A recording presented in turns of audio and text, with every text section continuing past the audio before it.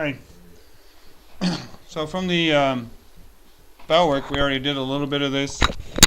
So average speed is just distance divided by time, right? So 150 miles, and you're driving for 3 hours, your speed would be 150 divided by 3, we're back at 50 miles per hour. Okay. So if it's traveling in a circular motion, like a rock that's tied to a string, you should also be able to find the speed. The difference here is we can express it in two ways. We can express it in terms of the distance divided by the time, and that would be our normal speed that we are sort of more comfortable with. Or we can have an angular speed, and an angular speed is the central angle through which the object rotated divided by the time. But it would be like the total number of degrees, except we're going to do it in radians. Okay, so how does that work? For example, if I have a rock and it's swung at the end of a 2-foot rope and the rate is 180 revolutions per minute. And this is sort of where it muddles the water, because the 180 revolutions per minute sort of changes the process just slightly. So how can I find the total distance that rock traveled? Okay, so I have a little bit more room here. So here's me holding the string. There's the string. Here's the rock. Yes. So let's do it for a minute. You're right, I needed to add that, didn't I?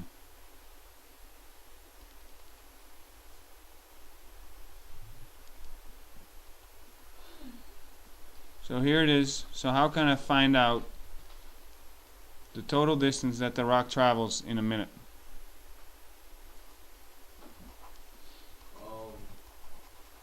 I feel like you do the reverse formula for distance throughout the time. Like you just solve for distance,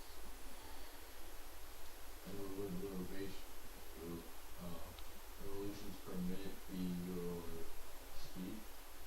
So you do 2 times 180, and that would be your distance in revolutions. Sorta, but let's just look at it. Maybe, alright, I think part of it what you're saying is going to be right.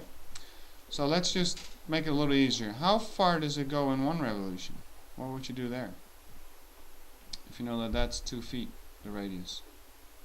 How 4 feet? No. How far does the rock travel in one revolution?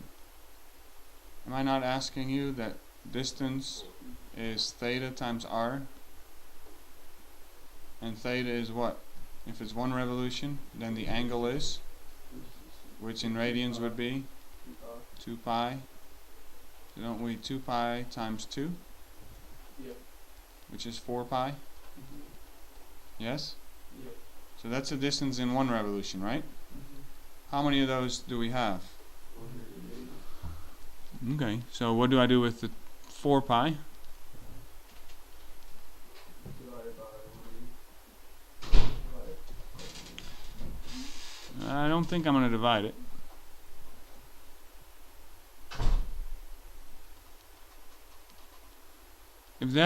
If you travel 4 pi in 1 revolutions and you're doing 180 revolutions in 1 minute, then how far do you go in 1 minute?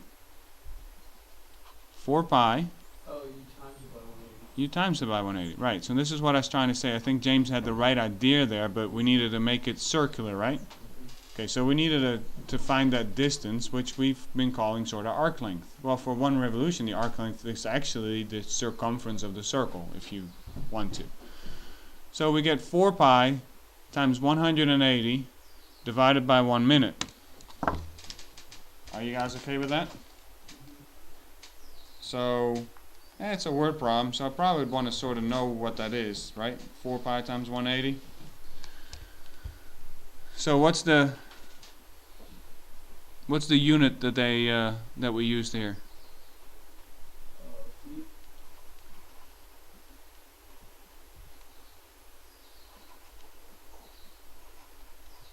And if we're doing it for 1 minute, then the speed can just be expressed in feet per minute.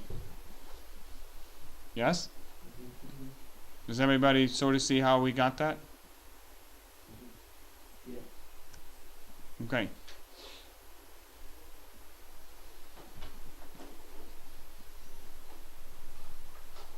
So the angular speed is the angle divided by the time. Are you guys okay with that?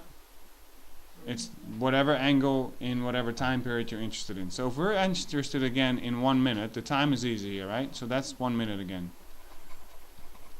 So what is the total angle? So theta is the total, and I'm going to use degrees here, number of degrees for just a second, because I think we think better in degrees. And then we'll convert it to radians here in just a second. So what's the total number of degrees in 1 minute? How many revolutions are you doing? In 1 minute, how many revolutions are you making? 180. And each revolution is how many degrees? 360, right? But we don't want this in degrees, so 360 degrees is going to be written as what? 2 pi. It's 2 pi. So do you see how the revolutions actually sort of gives you a direct access to both the distance but definitely to the angular speed? It's a sort of, revolutions per minute is actually a form of an angular speed. Are you guys okay with that? So that symbol is our symbol for angular speed. And I completely blank and it's on the tip of my tongue, but I can't pronounce it right now. So it's a Greek symbol, and I should know it. I have to think about it, and I'll come back to it maybe later. So we could say 180 times 2 pi, so this is 360 pi radians per minute, which you could, it's a word problem, so let's multiply it out. So that is 1131.0 radians per 1 minute. So that's an angular speed. It's immediately expressed per minute. Are we okay with this? So for me, linear speed and angular speed is just applying some of the things that you've already worked with, but now in a slightly different context. Okay, because you already know what speed is, and you know how to find an arc length. It's the theta times r. And you should be able to understand that 1 revolution is 2 pi radians. So it becomes a bit of a jumbled mess, but it's all little parts that we've worked with, but now it's all in context of one type of problem. Okay. There is a relationship between linear speed and angular speed.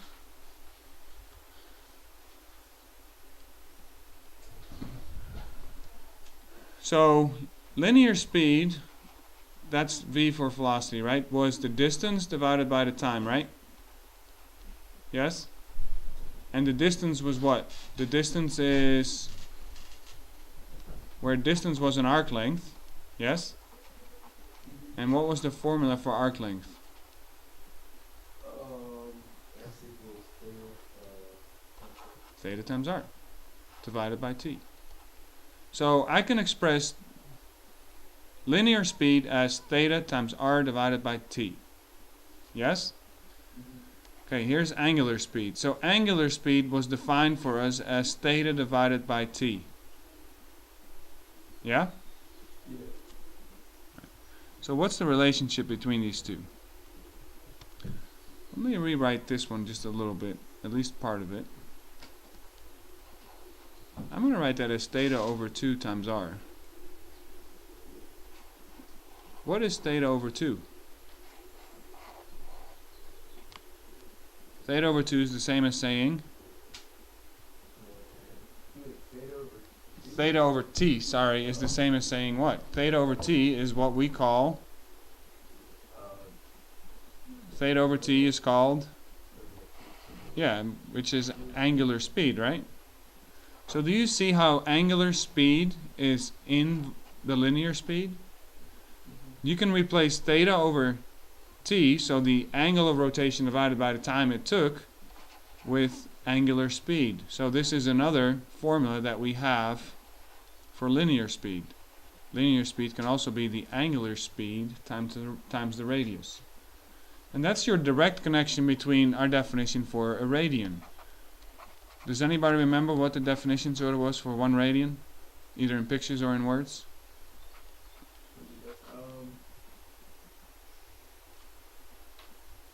Might be easier in pictures. So 1 radian had to deal with a central angle, right?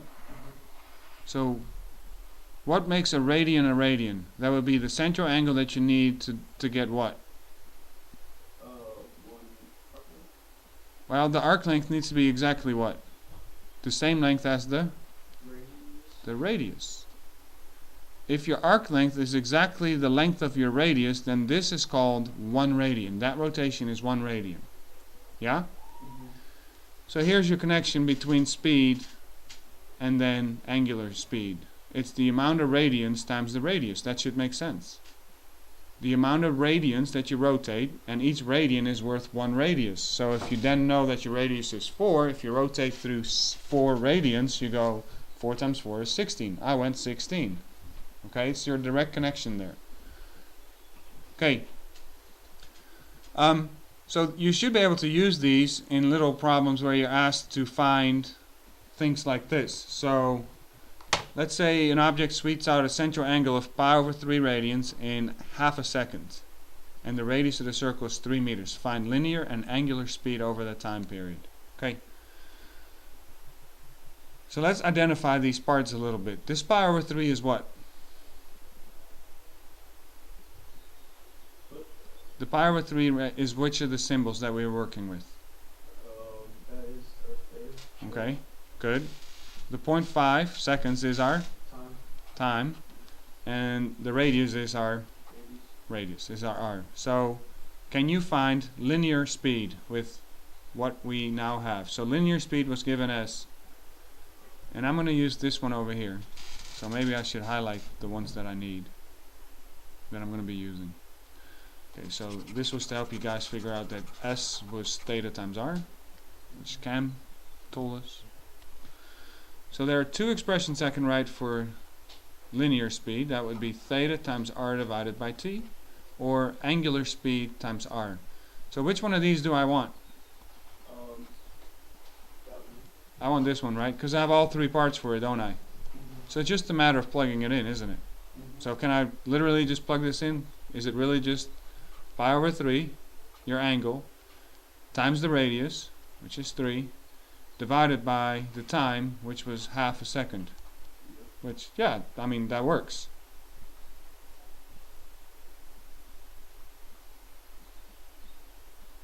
Okay? So this 3, let's put the r over here. That 3 cancels the pi over 3, right? So we end up with pi divided by a half. And you could put this in the calculator. So that's pi divided by a half. So how many halves are in a whole? 2. So it's 2 pi meters per second. That's an acceptable answer. Which is approximately how much? 6.2 meters per second, which I think is also an acceptable answer. Because last time I checked, nobody's ever told me a speed with the letter pi in it, or the symbol pi, right? You've never told somebody, hey, I was driving 25 pi and I got pulled over by a cop. We just don't say that. You might say I was driving 75 and I got pulled over by a cop. Yeah? Yeah. Okay, how do you find angular speed then? You have 2 solutions here that you could do. You could do Do we have theta over t? yes. Yeah, so we could just do pi over 3 divided by a half, right? Yes. Okay.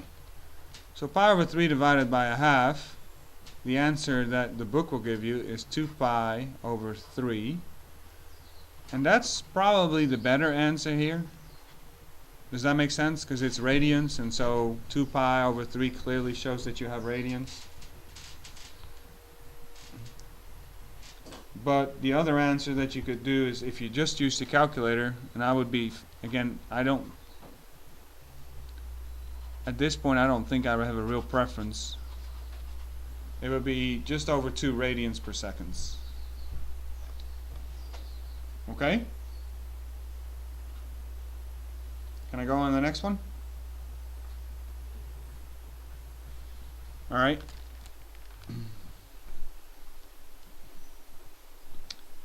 So let's identify the parts. An object travels a distance of 35 feet. So distance is what in our terms of all the variables that we've looked at?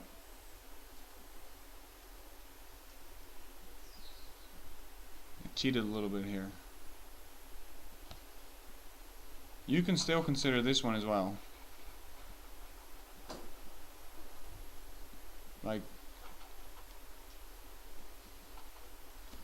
this is the Belwick problem from where Michael drove around in the circular track and he went 100 miles in 2 hours. How did you find the linear speed? No, you just did time divided by, or you did distance. Distance. Divided by time. Yeah, this is your distance, this is your time, isn't it? And isn't the common sense definition of speed distance divided by time? Yeah? Okay, well, that's what you're going to do on this one. It's 35 divided by 2.7, which is, if we round it, actually it ends up being 13. So this is a rounded 13, 13.0. And what was it given in feet per seconds? We're good with that? And this is what I meant earlier, that like when we have this in context, sometimes you're going to lose track of the simple solution here. You don't have to do anything more than just dividing distance by speed or by time to get a speed. It's the same thing. Okay?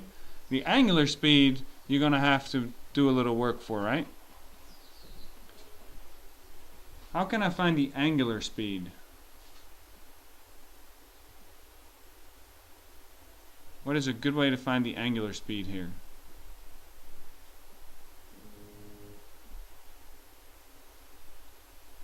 Do you know the velocity? Yes. And this is our symbol for angular speed, right? Do you know the radius? Yes. Okay. So one unknown and two knowns. Can I just write 13 is the angular speed times 2? Yes. So the angular speed is 13 divided by 2, which is 6.5. And what is this measured in always? Nope. Angular speed is measured in radians. And what was the time unit that we were using here? Seconds. Seconds, right? Seconds.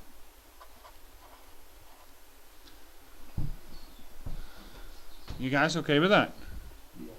I mean, the long way would be to find the angle that you would have needed and then divide by 2.7. And the angle that you needed, you can find it from here. So the other way would be to say, well, your distance was your radius times your angle, right? So then you put the 35 where your distance is. Your radius was 2. And then you can find your angle. Are you guys okay with that? Okay, well, this conversion, then that's based on 2.7 seconds. So then you're also going to have to divide by 2.7. So I think in this case, you just want to sort of cheat and use the formula here because it has already taken into account a couple of things that you don't have to deal with anymore. You don't have to deal with finding that angle. You don't have to compensate for the fact that it's in 2.7 seconds. It's already based on a per second measure. So it's just a lot easier that way. How about the last one on this page? An object moves at a constant linear speed of 10 meters per second around a circle of a radius 4. So that's clearly your radius. Linear speed is velocity, right? The v. How large of a central angle? So I need to find this. And your time is this. So how can I combine this to find a central angle? How do I put all this mess together to find a central angle? Anybody? We know V, right? We know R. We don't know theta, but we do know the time. We know V. We don't know the angle. We know the radius. And we know the time. So out of the 4 that I just wrote, how many of those do I know? 3. You can solve this. You know that 10 is the angle times the radius divided by 3.1. So if you cross multiply, think of this as over 1. You get 31 is 4 times theta. So theta would be 31 over 4. Yes? Which is, we'll round this one to 2 decimals because it comes out a little bit better. 7.75. And it's in radians per, oh, not radians per, it's just radians because it's a central angle, isn't it? That's the total angle that we go through. Sorry. Okay.